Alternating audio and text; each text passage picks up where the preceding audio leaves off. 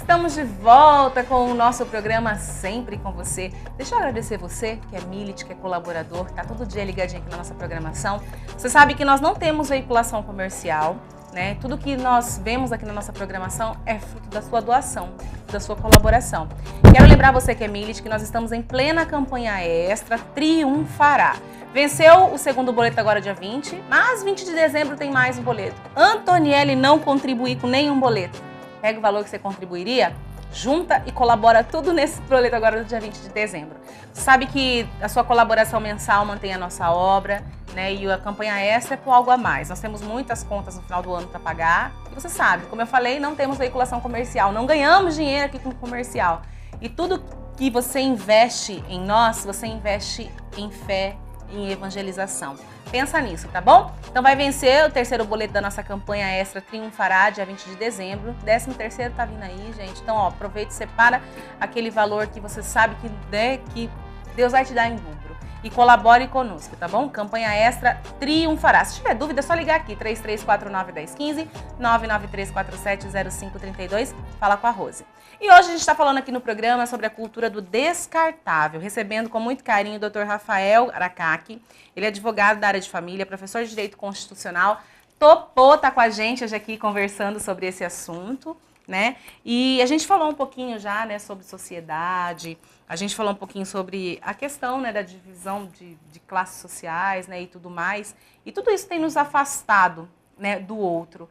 E eu acho que é uma preocupação muito grande com relação a isso. Eu queria saber, assim, né, a questão dos valores. A gente sabe que muitos valores têm sido perdidos. O que antes pai e mãe falavam pra gente, olha, seja uma pessoa maleável, seja uma pessoa melhor, né, preserva suas amizades. Hoje em dia é assim, né? Não, você tá certo. Larga a mão dele. Pra que você vai ser amigo dele? Né? Essa pessoa te dá tanto trabalho. Será que essa mudança de valores também deu uma prejudicada nisso? Sim, com certeza. Principalmente pelo fato da ausência de profundidade nas relações. Então, aquelas relações que num primeiro momento você explorava, você adquiria uma amizade de fato, você se envolvia e se preocupava com o outro, hoje já não tem mais. Por quê? São várias relações, entretanto, sem qualquer profundidade. Portanto, é muito fácil eu olhar para o outro e não sentir os problemas que ele tem, eu não sentir o que ele sente. Então, de certa forma, as pessoas elas tendem a acabar ficando indiferentes. Isso se chama empatia, né? Porque Sim. se colocar no lugar do outro, né? A gente sempre tem falado muito de empatia, né, na sociedade como um todo. E a gente às vezes fala, eu me coloco, mas é fácil eu me colocar no lugar de alguém que tem o mesmo patamar, digamos, que eu. Mas olhar para quem é inferior, digamos assim, está à margem, é mais difícil. Prova disso talvez seja eu conseguir passar por uma rua e ver um mendigo, por exemplo, e aquilo ali não me tocar, né? Será que a gente está ficando frio mesmo? Ou será que aquilo ali já não mexe mais comigo porque eu não posso, às vezes eu não me entendo como Estado, né? Eu me entendo como eu, pessoa única, como sociedade, aquilo ali não me compete a mim, então eu não vou fazer nada. É interessante a pergunta porque tanto do ponto de vista cristão, como do ponto de vista social, como do ponto de vista dos direitos humanos, todos nós somos indivíduos com direitos e garantias iguais. Então, a partir do momento que nós simplesmente olhamos para o outro e não o vemos como um indivíduo, tanto quanto eu sou, neste momento há um rompimento de empatia. Porque eu não consigo me imaginar no lugar dele, porque para mim somos pessoas diferentes. Então, essa falta a ausência deste olhar, de enxergar o outro como a mim, tem causado essa superficialidade de sentimentos. Não, jamais, né, que eu vou me comparar a uma pessoa desse tipo. Exatamente. É mais ou menos assim, né? Ela não é igual a mim. Eu sou trabalhadora, ele não é trabalhador. Eu tenho observado, Rafael, assim, até uma busca de olhar que eu tenho tentado fazer diferente do que eu sempre olhei, né? Porque talvez, eu sempre fui muito para esse lado humanitário, eu sempre olhei muito para as minorias, assim, é uma coisa que sempre me chamou muita atenção. E aí, por exemplo, a primeira coisa que faz quando alguém vai, por exemplo, pedir um dinheiro. Aqui em Campo Grande até é terrível com relação a isso, né? A gente vê muita gente pedindo dinheiro onde a gente vai. E as pessoas falam assim, por que não vai lavar um chão? Por que não vai fazer isso? Né? E aí, esses dias eu me questionava, eu falei, gente, qual será que é o sentido de que essa pessoa está passando por isso? Ah, mas ela vai pegar dinheiro para tal coisa. E eu ficava pensando assim, talvez seja. Mas se eu não me colocar no lugar dela, eu não vou poder sentir a dor dela junto com ela, para saber o que está acontecendo. Às vezes a pessoa pede dinheiro, mas você às vezes não dá o dinheiro, mas você estabelece um diálogo com ela, aquilo ali dignifica a pessoa, Exatamente. né? Aquilo ali transforma às vezes a vida de uma pessoa. Talvez parar para olhar, né, para dar esse olhar, uma palavra e tudo mais, né? Exatamente. A gente está sempre preocupado com o trabalho, com os problemas que devem ser resolvidos diariamente, e a gente esquece de olhar ao nosso redor, né? Principalmente dentro da própria família, dentro da própria casa, né? Às vezes é o filho que precisa de uma atenção, de um carinho redobrado e você não dá, é o pai que às vezes está passando por algum problema e você não vê, porque você está preocupado com as questões superficiais. Socialmente, isso daí acontece no dia a dia, como você mesmo falou. Às vezes a pessoa vem te pedir algum trocado, alguma ajuda, e você fala assim, não, eu não tenho por que ajudar porque você fez por estar aí. E na verdade as coisas não funcionam dessa forma. Inclusive a máxima cristã de amar o próximo como a ti mesmo, ela deve ser aplicada neste caso, né? Será que se fosse você naquele lugar, você gostaria de ser tratado daquela forma? E dentro do direito a gente aplica isso de forma legal. A gente sabe que para uma sociedade ela crescer, para que ela possa melhorar de forma coletiva, ela precisa da contribuição de todos. Inclusive aqueles que não têm condições, ele deve ser amparado tanto pelos outros indivíduos, isso daí está previsto na Constituição, o dever de solidariedade, como pelo próprio Estado. É verdade. Agora, a gente tem uma dificuldade muito grande de empatia, que a gente estava falando, né? De se colocar no lugar do outro. E ser como, assim, eu sei que a gente não vai se colocar numa realidade que é muito fora da nossa, né? Mas, assim, será que nos dias de hoje a gente pode falar que o diferente incomoda? Você ser diferente de mim, isso incomoda as pessoas? Talvez também seja um ponto de distância? Porque as impressões que eu tenho é que a gente quer unir gente igual a gente. Eu acho que quando mais diferente é mais legal. Porque a gente começa a juntar, né, as pessoas de forma diferente. Sim. E aí o que você tem, o que eu não tenho, eu tenho o que você não tem. Né? Mas a diferença tem sido grande, assim, uma forma de afastar mesmo as pessoas? Sim, eu creio que num mundo onde todos estão agindo de maneira igual, buscando ser pessoas, pessoas iguais, ser diferente pode até ser considerado uma afronta a essas pessoas. Poxa, ela tem atitudes diferentes, ela adota um posicionamento diferente. Então, se ela não é igual a nós iremos tratá-la de forma diferente também. Isso daí afeta completamente a possibilidade de se criar profundidade nas relações. É verdade, né? E se eu não sei lidar com o diferente, para mim é complicado, né? Para nossa vida é complicada. Exatamente. Agora, doutor, vamos falar um pouquinho da questão da inclusão, né? A gente sabe que temos vários projetos, né? Várias leis que tem essa questão da inclusão. E essa semana eu estava lendo no El País, no jornal El País, uma matéria que dizia assim, gente, para quem não acompanhou, dizia assim: pais ficaram felizes com a expulsão de um aluno autista da sala dos filhos. E aí, quando eu li aquilo, assim, me deu uma tristeza no coração, porque, assim, a gente tem, nós, principalmente como cristãos, eu gosto sempre de mexer com cristão, porque a gente está numa emissora cristã, e eu puxo a orelha sempre de todo mundo e a minha também, que a gente fala que é cristão e não tem atitude de Cristo, né? Da questão de incluir as pessoas na nossa vida. Ah, eu tenho um amigo, por exemplo, deficiente, não quero levá-lo comigo porque dá trabalho, né? Mas ele é meu amigo. Aí, eu estou o quê? Eu estou excluindo ou eu estou incluindo? A questão, por exemplo, dessa criança, né? De pais que ficaram felizes porque, segundo os pais, estava atrapalhando o desenvolvimento dos filhos na escola. Só que, ao mesmo tempo, a gente sabe que se uma criança com certo déficit de atenção ou deficiência não é inclusa também, incluída numa sala de aula com crianças normais, ela também não se desenvolve. Então, quer dizer que eu estou preocupada com o meu, né, com o outro não. Esse discurso da inclusão tem a ver com isso? E também é só um discurso, não vale na prática? Então, o Estado ele já tem propiciado à sociedade, de uma maneira geral, uma série de medidas legais para incluir. Né? Este fato que aconteceu na Espanha, a gente precisa fazer uma crítica muito mais com relação à moral do que com relação à própria lei. Por quê? Pais que ficam felizes com a exclusão um outro aluno que, seja lá qual for o motivo, tem as suas deficiências, é algo que traz a reflexão sobre a moralidade, não necessariamente sobre a legalidade. Eu gostaria que esses pais refletissem, e se fosse o meu filho que estivesse sendo excluído, será que eu agiria da mesma forma? Será que eu também comemoraria? Essa máxima, ela vale para todas as relações interpessoais. E preocupa muito a gente como é que esses filhos dessas pessoas vão crescer. Porque a gente sabe que nenhuma criança nasce preconceituosa. Nenhuma criança nasce, né, excluindo alguém. Muito pelo contrário, a gente vê casos de crianças que não têm noção, né? Esses dias eu li uma matéria, achei engraçadinho, um menininho loirinho que raspou a cabeça para ficar igual um menininho negro, porque ele queria que a professora achasse que os dois eram iguais. Eu falei, a gente vê a pureza do coração numa criança. Então, preocupa uma sociedade adulta que age dessa forma e que vai criar umas crianças que crescerão de forma diferente, né? Sim, essa transmissão de pensamento de pai para filho, ela existe. Né? E o que mais me assusta hoje é a forma como muitos pais eles estão tendo relações superficiais com os próprios filhos. Né?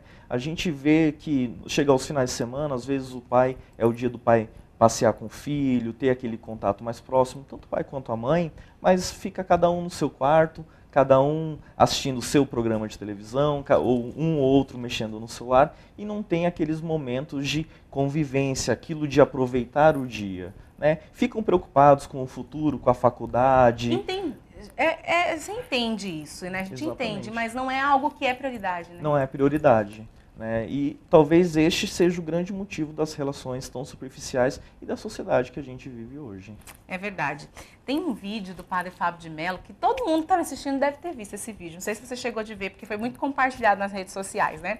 Que ele narra no vídeo assim, que quando ele ficar velhinho, ele quer saber quem é que vai colocar o padre Fábio no sol, tirar o padre Fábio no sol, né? E ele falava disso, e o tema que ele aborda nesse vídeo são as inutilidades da vida, né? Até quando eu não servir mais, será que vai ter alguém ao meu lado? Por isso que ele fala, né? Às vezes eu vou estar lá, não sei, estar na cadeira de rodas, lá velhinho, não vou conseguir. Será que eu vou ter alguém que mesmo eu não tendo mais utilidade na vida dele, ele vai me colocar no sol, vai me tirar do sol, né? E talvez eu queria levar essa reflexão sobre a questão de sermos descartáveis e sermos úteis, né? Será que nós estamos sendo úteis e vamos continuar sendo úteis mesmo quando não tivermos uma possibilidade de fazer algo por alguém, né?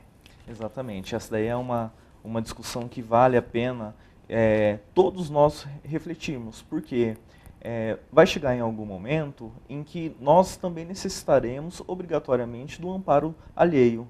Mas para isso, nós estamos amparando, né, mais uma vez aquela máxima de fazer ao próximo o que gostaria que vos fizesse. Então é importante que a gente reflita sobre essa questão de maneira a pensar no nosso próprio futuro. Né? Que sociedade é essa que eu estou contribuindo? Né? Qual é a minha contribuição? Será que eu estou contribuindo de tal forma que num futuro eu também seja amparado por ela ou eu seja excluído por ela? Porque o meu comportamento hoje vai dizer muito, né, daquilo que eu vou ter no futuro. Eu acho que prova disso também é quando nós morremos, né, e a gente vê as pessoas que, de fato, não estou falando daqui, porque tem gente que espera a gente morrer para dar valor, né? Sim. Mas assim, inclusive isso também é uma das ramificações que nós podemos falar com relação a isso, né? Mas assim, quando nós morremos, e às vezes a gente vê um velório muito cheio, eu falo assim, gente, e as pessoas vindo falando de você, e eu falo assim, será que tudo isso é verdade? Será que, de fato, esse monte de gente está falando e realmente sentiu? Será que esse monte de gente esteve presente na minha vida? Será que eu fui uma pessoa que, de fato, cativou as pessoas? Às vezes a gente fala assim, eu queria morrer e ficar vendo, né? Para ver o que vai acontecer. E isso vai muito de acordo com aquilo que nós fazemos, né? Será que nós conseguimos, a partir desse momento da vida, criar uma cultura do não descartável? Olha, eu acrescentaria à sua fala um seguinte exemplo. A gente não precisa nem morrer para saber como seria. As nossas relações superficiais em redes sociais nos colocam como pessoas muito populares, com 5, 10 mil amigos. Se nós sofrêssemos um acidente ou se nós estivéssemos passando por uma necessidade, de quantos desses 10 mil amigos estariam presentes para colaborar? É bom pensar, né? E a gente tem essa questão, nessa visão assim, errônea de que temos 5 mil amigos, se cada um me desse R$1, tava bem, né? Todo mês, R$1 não ia pesar para ninguém e tava bem, tava tudo certo. A gente pode dizer que a gente tem prazo de validade? Olha, a princípio todos nós temos um prazo de validade, né? Se a gente pensar no sentido da vida, que nós nascemos e morremos, nós temos um prazo de validade.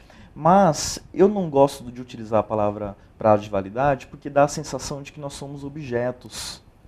E isso daí me preocupa de certa forma. Tratar as pessoas, o indivíduo, o ser humano, como um objeto, porque o objeto ele tem prazo de validade, então eu não preciso me preocupar, eu utilizarei dele, a partir do momento que não for mais útil, né, eu jogo fora.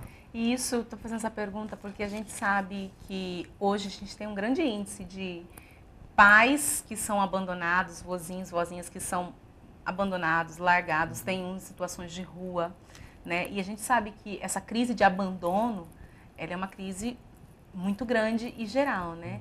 Talvez seja porque as pessoas não comprometem. A gente estava falando antes, né? Já que a gente vai chegar uma hora que a gente vai precisar desses cuidados também, né? Mas será que é porque a gente acha que as pessoas não têm mais serventia? Inclusive, isso pode ser crime, né, doutor? Sim. Eu diria que o ápice dessa cultura do descartável é quando nós passamos a descartar as pessoas da nossa própria família. É o ápice. Por quê? Porque a família, ela sendo uma instituição necessária e fundamental para a sociedade, ela precisa se proteger. Ela tem um dever de solidariedade entre seus membros. A partir do momento em que as afinidades elas vão se rompendo, o sentimento vai caindo por terra, acaba resultando nisso, em abandono, tanto abandono de menores, filhos, como abandono de pais que já alcançaram determinada idade e que deixaram de ser úteis à família. Agora a gente vai ficar com essa cultura enraizada ou a gente pode ser objeto de transformação? Olha, eu acredito que se nós passarmos a observar melhor as pessoas ao nosso redor e aproveitar melhor o dia a dia com elas, a gente começa a retornar a dar o valor que elas devidamente merecem. E a gente também olhar para a gente, né? Para o nosso umbiguinho, ver também quem a gente é, a forma que a gente tem tratado as pessoas, mas também a forma com que a gente tem se tratado. Porque a gente fala da cultura do descartável, muitas vezes também a gente gosta de descartar sentimentos dentro da gente. Sim. Começa pela gente, né? A gente faz uma autoavaliação, não, esse aqui eu não posso, esse aqui eu não vou. Aí começa essa autoexclusão dentro da gente mesmo, com sentimentos da gente mesmo, né? Para depois a gente, na verdade a gente vê para a sociedade, né, só um reflexo. Queria pedir uma mensagem final para você sobre esse assunto, né, para quem está em casa acompanhando a gente. Aproveitando que para nós católicos já começamos o Advento, estamos nesse período de espera, são 4 semanas aí até chegar o Natal, né? E é um momento de reflexão sobre a vida e a qualidade de vida que nós temos tido, né? Sim, tem uma frase que eu gosto muito, que é a Carpe Diem, que todo mundo conhece, é uma frase que muitas pessoas utilizam como lema de vida, e a tradução literal dela significa colha o dia.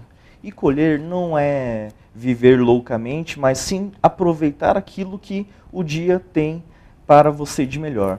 E as pessoas que sabem colher o dia, aproveitar o dia, elas dão valor àquilo que elas vivem. Então, chegando nessa época de Natal, é necessário que a gente faça algumas reflexões sobre a vida que levamos, sobre os nossos objetivos, os nossos sonhos, se de fato são coisas que num futuro vão nos trazer coisas boas, sentimentos bons, uma verdadeira transformação. É necessário que a gente olhe ao nosso redor, que a gente saia para caminhar, que a gente conviva com as pessoas, que a gente converse, porque este é o mundo real. Este é o mundo que nos abrigará no dia que nós necessitarmos. São essas pessoas ao nosso redor que são as pessoas que contribuirão com o nosso futuro. Não são os nossos grupos de WhatsApp, não são aqueles amigos que conversam uma vez por ano, outra por engano pelas redes sociais. Então é necessário que a gente dê esse devido valor a essas pessoas e agora. A gente não pode esperar o amanhã e também a gente não pode ficar sofrendo pelo ontem. Doutor, quero te agradecer, viu? Muito obrigada por ter estado com a gente aqui hoje, tá? E vamos agora, descobrimos um outro advogado para nos ajudar nas quintas-feiras aqui. Vamos pensar em umas pautas também, para você voltar na quinta-feira, porque o nosso objetivo aqui é esse, né? Levar conhecimento, né? Levar evangelização também, a formação, né, não só de espiritual, mas também pessoal para as pessoas. E muito obrigada. Eu que agradeço. Obrigado pelo convite. Nós vamos para um rápido intervalo, a gente já volta. O intervalo é rapidinho e daqui a pouquinho tem notícias de hoje. Não sai daí não.